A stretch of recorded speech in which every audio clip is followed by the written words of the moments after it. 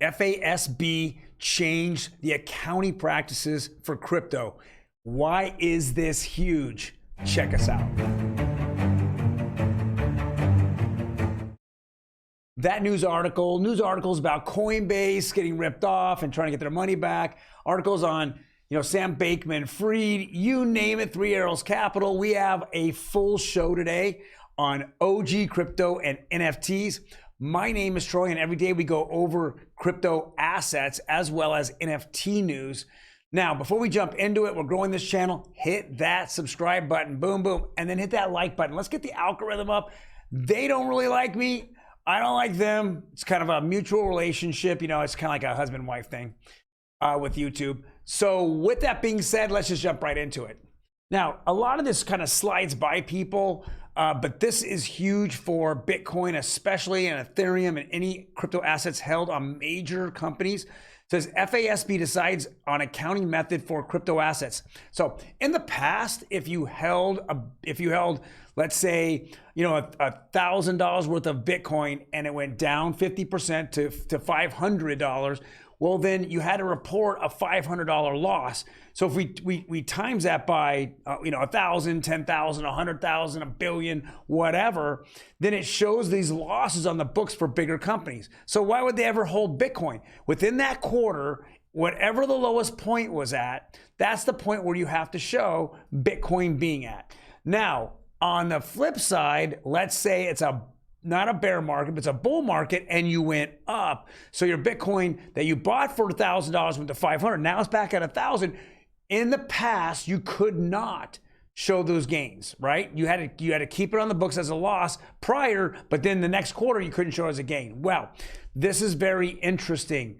If you look at this, it says Financial Accounting Standards Board, FASB, on October 12th determined that companies should measure crypto assets like Bitcoin and Ethereum using fair value accounting, which with gains and losses recorded in the current period comprehensive income. This is revolutionary. Now, a company like Apple, who might buy $1 billion worth of Bitcoin, now when it goes down, they show the loss, and unfortunately it shows loss for the entire company. But when it goes up, they can show that as profit or assets in the company, and the gains of those assets go against the quarterly reports. This is huge. Now it makes more sense to diversify their portfolios in other assets, for companies to use cryptocurrencies. This is revolutionary. Now, when does this take effect? I believe it takes effect. I don't think it takes effect immediately. It's probably the first of the year, but we're going to see at least some momentum for Bitcoin and Ethereum, that larger institutions are going to buy them and put them on their books. Now, let's really think about this. Who's actually buying it? We got hedge funds are buying it. BlackRock is going to be holding it. Fidelity, Citadel all came out. I mean, Bank of Mellon, New York came out last week. They all want to invest in it as well as have their clients and investors invest into it. So this is going to be crazy. We're going to see these things, evolution of holding Bitcoin and now the accounting form on bigger firms. This is going to absolutely, on the next cycle, in my opinion, is going to skyrocket Bitcoin and Ethereum. Now, I'm not a Bitcoin maxi, but I think this will help as we get regulation. It'll help all of the different coins out there, altcoins. Next article. All right, Germany leaves US behind in top crypto economies in Q3. Interesting.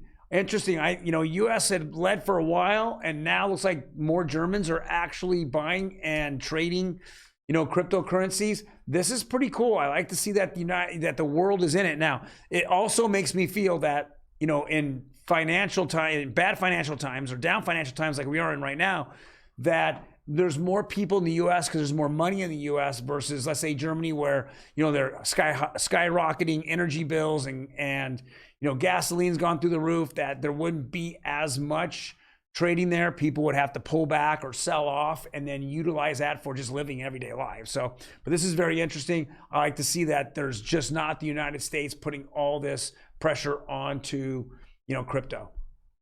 Next article here is Three Arrows Capital Hedge. Hedge fund investigated by U.S. regulators. It should have been done a long time ago. This is news that just came out today. I mean, we all felt that there were, big AZ was just a mess, and there was just big issues with him. And when it went down hard. It didn't go down, and it crashed straight to the ground. So we know that there were probably money taken out here, there, investors' money that wasn't utilized properly, and the SEC was not on top of this. So now when they file bankruptcy in the United States, now the investigation can be, numbers and books and people can be looked in and investigated a lot easier. Excuse me. Next article. Crypto exchange FTX under investigation by Texas regulator over securities allegations. Well, guess what? The state of Texas securities regulator director says he set up a yield-bearing account in FTX US, despite identifying his address as being located in the US. Excuse me. This is interesting. Very, very interesting, because Sam Bankman-Fried has been doing his best to kind of dance around the United States, yet he wants to have a lot to do with the United States. He was the #1 contributor to our current president, his campaign, and now now we're seeing that he's infiltrating in the United States and wanting to take over, he wants to be the biggest exchange here in the United States. There's no question about it. And he wants to be the only one to have interest-bearing accounts. Now, we know that right now, if you go on a Coinbase and others, you can do it. But I know that the government is now regulating this, and you have to have a certain, I believe it's a certain license, a crypto license to do this.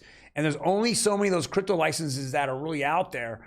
And I know that FTX has one. So we're going to find out what's going to happen here. It's going to be interesting. I know he's going to, he's going to be screaming and yelling that he was trapped or this was a trap, but I'm hoping that they do actually have some good, idea that this was, where he could prove that he did this under, legal law, and that, that it's not just him trying to make money and bring in more money for his company. Now, we will say that Three Arrows Capital did the exact same thing, guys. Let's be honest. So did Voyager. So did Celsius, right? So did BlockFi. And they all went down. But besides BlockFi, who was bought by FTX. So what is really happening here? I don't know. We're going to find out in the coming weeks and months. Next article here is Coinbase. Coinbase threatens to sue crypto traders who profited from a price glitch. Oops. A bunch of people from the Republic of Georgia came up and made profits on a glitch.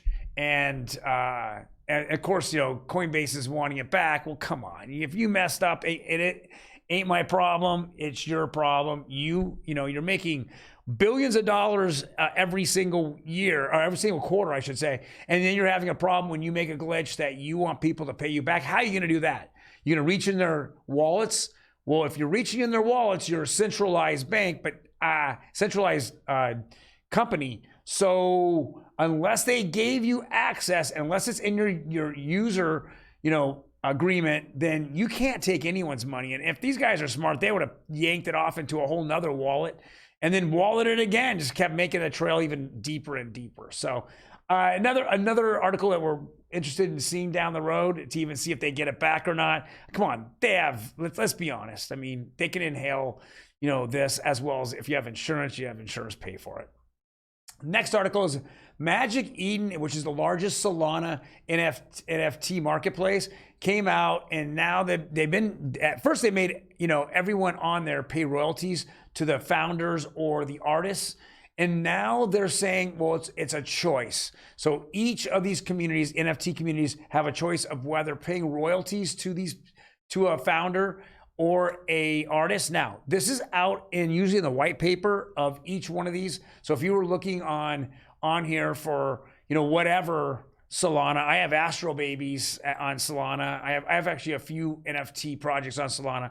I was not aware that at one point it was forced on, but now it looks like they're no longer forcing the traders to pay a creator royalty after rivals upstarts cut into their market share. Well, of course they're cutting into market share. Of course Coinbase is. You know what competition does? It breeds better pricing for us little guys who are buying on their platforms. Next article. And the last one. Oscar Mayer Wiener. What was that? What was that song? My first name is Bologna, Bolonga. My last name is Meyer. That's Oscar Mayer Bologna. Well, this is Oscar Mayer hot dog, right? This is the world hot dog. It says Kraft applies for Metaverse trademark for the iconic Wienermobile. Guys, this is awesome. I mean, let's be honest. Everybody wants a NFT for their iconic, whatever iconic, structure they have, whether it be a painting or a Wienermobile or baseball cards, whatever. NFTs are here to stay. This is more of a fun use for NFTs. It's not like a real use for NFTs. But I kind of thought this was pretty funny. There's going to be a Wienermobile metaverse. What craziness this is, man. I'm laughing because this is more of a kiddie thing, right? More, kids go nuts unless they're handing out free hot dogs, and I'll be in line. I'm an Oscar Mayer guy, So, but I don't know if the Gen Y or Gen Zs are out there going, hey, I want an Oscar Mayer hot dog.